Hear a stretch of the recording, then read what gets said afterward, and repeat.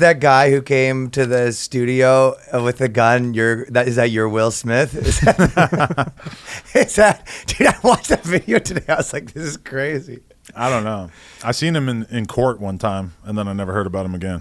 Yeah, well, like, so this video basically, this was, I'd say, a W for you. I'm using all the terms. We don't speak like this. It was weird, yeah, because it was something like bad that happened to me in the sense that there was an intruder into our space, and like, you know, I could have got hurt, even though it ended up being a fake gun. So what happened? Like, just from the I'm sitting in the back of my space. We're on live stream. We were doing this thing that we do where we listen to people's music for donations or whatever, and we had just ordered food.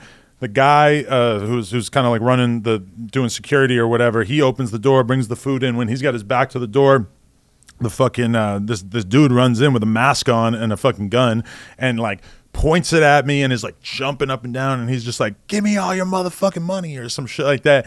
And like, as soon as I see this, I then immediately see the security with his gun pointed at the fucking guy's head. So I'm like not knowing what to think, and I thought the same thing that the security thought, which was, this seems like a fucking prank. Like, it seems so weird that both of us like doubted it, because I feel like if he thought it was 100% real, he would have shot the guy in the head, right? But he hesitated for a second, and then like him and like another dude or two just ended up throwing the guy on the ground and we kicked his head in, beat the dog shit out of him until he was just out, and we had to call the cops, and they took him out of there. And but when the moment that when I was watching it was like interesting, because the guy comes in and sort of has a gun, and you were like laughing, and I'm sure you talked about this a bunch, but it's like nervous.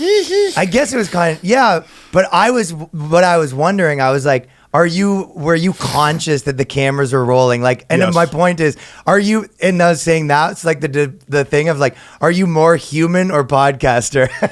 Yeah. Because part of it in my head is I thought it was one of my friends playing a joke on me or as a prank or something. So like, I only had a couple seconds, but it's kind of going through my head like, is this a joke? Like, are you going to look like an idiot if you fall for this joke? How could anyone think this joke is funny? Like, it was like kind of all went through stuff super fast, and I just had no fucking idea what to do. So I'm kind of like, like I don't know. I mean, that's the Chris Rock thing too. It's like, what's he gonna fucking do? Take a swing at Will Smith during the Oscars? Like, he probably was just like. But then it's weird too, because it's like immediately I just had like a wave of people accusing me of faking it. I mean, that's what Chris Rock. Our group, everybody was like, they're like, it's fake. And I was like, it's so real. For sure you're Chris Rock. People still ask me all the fucking time, like, was that real? Like, you didn't fake that? I'll meet people that I know well who like thought it was a skit. Yeah. And I'm like, I was on like a, was it Current Affair, Insider Edition or some shit? Because that's I think that fed into why people thought it was fake, is because nothing bad happened to me as a result of it, and it was a fake gun, so it's not like there was even a chance of anything happening, right? And then immediately after, it's like, oh, I'm on Logan Paul's podcast, I'm all over the news, I'm fucking having like all these articles written about me, and it's like, you know, for me, I just kind of figured, like, I've gone viral for other stupid shit in the past. It's like, you just lean into it. You go on fucking people's shows, you talk about it. You get a moment. Get what you can out of it, because, you know, this only happens once in a while that there's something that's that viral. And you're not wrong in the scenario. Yeah, exactly. Like, what are the odds where you have like a big news story and you're like, I'm like kind of the good guy here. So then that's why people put it together in their head that they think it's fake, because it's like, look at all these good things that came from it. It must have been fake. He went on Logan Paul's podcast right after. It must have been fake, because he got something positive out of it. Even like, it felt like it took a few days before it was like, yo, that was fucked up. Like, I need to be really careful. Guy could have been killed. Yeah. Right? Like, yeah. This is like, you're so much more in that world than me, but it's like, do you ever feel a little bit where you're just like, because, you know, you obviously get, especially the stuff you're doing, you're friends with actual people that are, you know, going to jail and like whatever. Right. This is going to be such a fucking corny question, but like, do you know what I mean? Like, are you ever like, fuck, we're getting a little close to this thing? Sometimes, like a fucking, there's this dude, Twisty P, who's like a rapper, I guess you could say. He's more of like a meme at this time. I don't know, he's man. Out of his mind. Yeah, nobody should know. But he's like, he's viral though, and he's really funny. He's a cool dude or whatever, but he like, was supposed to go on, like the other day while I was in New York, he was supposed to go on my homie's podcast Disconnected that they do on Thursdays. It's my boy House Phone and a couple of co-hosts, And this dude was supposed to come on, and he announced it multiple times on his social media that he was going to be on this. And some fucking dude, like, he has real beef with like a bunch of rappers and shit. And like, apparently some dude waited in the parking lot and fucking whacked him in the head with a gun and beat the dog shit out of him. And so then he comes into the fucking space. And that's the first time that's ever happened, that somebody has like done something to a guest. And to be honest, he might be like our most unstable guest of all time. It was like kind of like, it was like a situation that would not happen to almost anybody. And like anybody else who's this hot would be moving a certain way to protect themselves, but he's just like nuts and like disrespecting people on the internet, whatever. But he came onto their fucking podcast with blood all over his face, and they that's wild. It's debatable like what they should have done, but they fucking shoot him out because like he's just sweaty, fucking bloody and shit. And they were just like, get the fuck out of here, bro. Like, this is disgusting. Like, Blasie's one of the hosts, and he got fucking blood on his jeans from this dude. And then everybody was super mad at them because they're like, yo, like, that was amazing content. Like, we needed to hear from him. Yeah. And his excuse that I couldn't really argue with, though, was like, dude, like, I fuck with him as a human being. Like, I care about him. I don't want him on camera like that. Yeah. And I was like, I don't necessarily feel that way. Like, I would have gone with the content. Yeah. But I respect that, I guess. Yeah.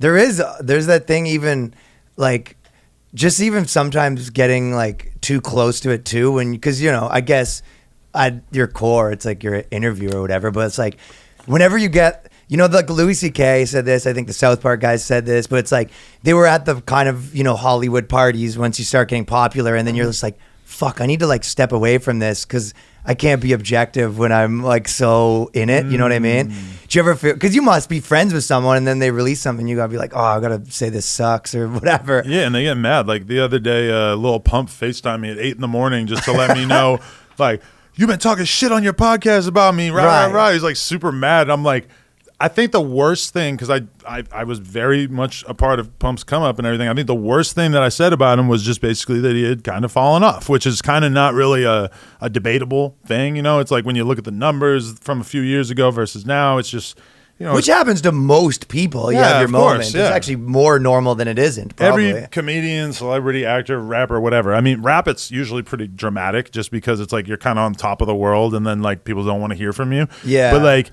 yeah, he got super fucking pissed off about that, which was weird to me because to me, it's like, I can't just like lie about you for the rest of your career, you know, just because we're friends. Like, I have to be able to be objective, and I'm not going to shit on you. I'm not going to be mean, but I have to be able to talk about the state of affairs and not be a total fucking liar to my audience. You know, they're not going to respect me if I'm like on camera, like, yeah, I think his career's just great. It's just as good as it used to be. You know, it's like, yeah. No, dude, it is such a hard one to like tread that like line. Because I'm such a, I don't know if people pleaser is the right word, but sometimes I'm a pussy about it too. I remember, do you remember we were talking about on the podcast, this guy, he did this article about like why the WNBA is great or like something real corny, right? And then we were trashing it and I like posted the clip and the guy worked at like New York Times or something. And he quote tweeted it being like, wow, I worked really hard on that article. Thanks, ... I was just like bumming me out. What a dweeb. But I was honestly like, if he said like, fuck you, like blah, blah, I would have, but the fact that he, like, I just hurt his feelings. That was the same as what the